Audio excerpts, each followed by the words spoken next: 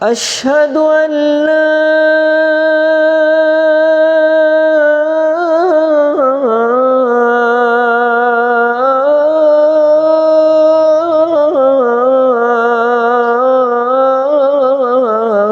إله إلا الله.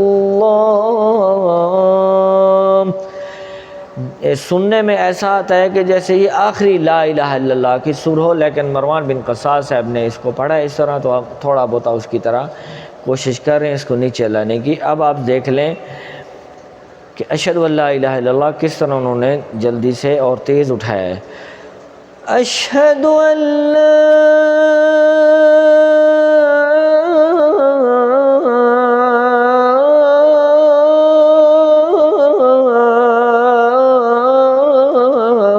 الہ الا اللہ. پھر ایک دم سے جب وہ اشہد ان محمد رسول اللہ پہ آتے ہیں تو پھر اذان کا ماحول دوبارہ بحال ہو جاتا ہے، کیونکہ دوسرا اشہد ان لا الہ الا اللہ وہ بہت خوبصورتی سے نیچے لاتے ہیں. پھر جب اشہد ان محمد رسول اللہ اٹھاتے ہیں تو پھر زبردست ہو جاتا ہے. اشہد ان محمد رسول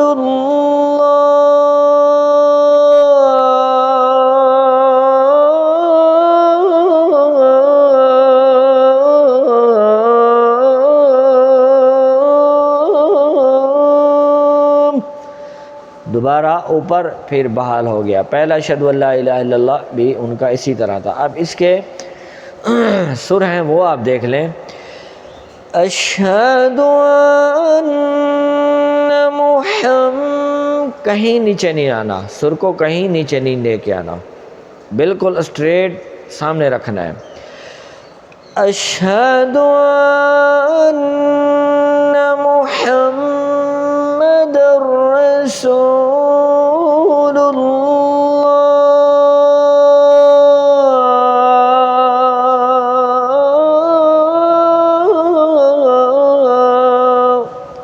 یہاں تک آپ اس کو یاد کریں، بالکل سیدھا رکھنا ہے. پھر جب وہ مین سر جو ہے اس اذان کے یہی ہیں.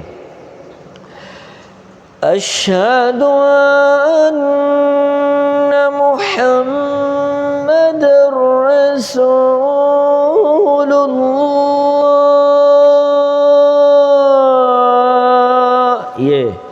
یہ آپ نے اس کو بہت زیادہ کوشش کرنی ہے، اس کو یاد کرنا ہے، یہ اس کی جان ہے اس اذان کی. اس کے بعد والی تو پھر گھومتی رہتی ہے، پھر اوپر چلی جائے گی.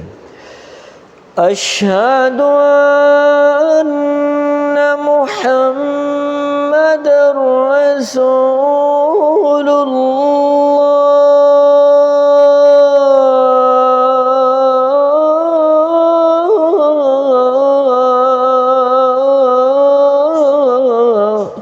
ٹھیک ہے جی.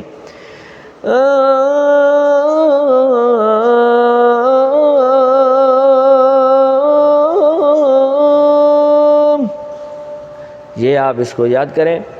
پھر دوسرا اشہد ان محمد رسول اللہ نیچے رہے گا، کیونکہ پہلا جو ہے ہمیشہ پست، دوسرا بلند. اس طرح آپ اس کو ذہن میں رکھ. دوسرے کے اوپر کام کرتے ہیں اشہد ان محمد رسول اللہ پہ. اشہد ان محمد رسول اللہ.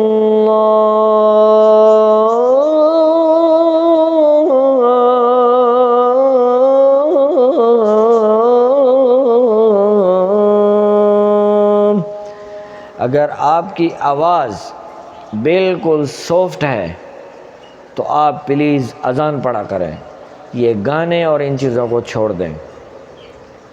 بہت ہی خوبصورت اذان ہے. پھر آپ انشاءاللہ اس کا ثواب آپ نہیں جانتے کہ کتنا ہے، بہت زیادہ ہے. ٹھیک ہے جی. ایک دفعہ پھر پڑھ دیتا ہوں تاکہ نیچے والا سور ہمارا بہتر ہو جائے. اشہد ان محمد رسول اللہ.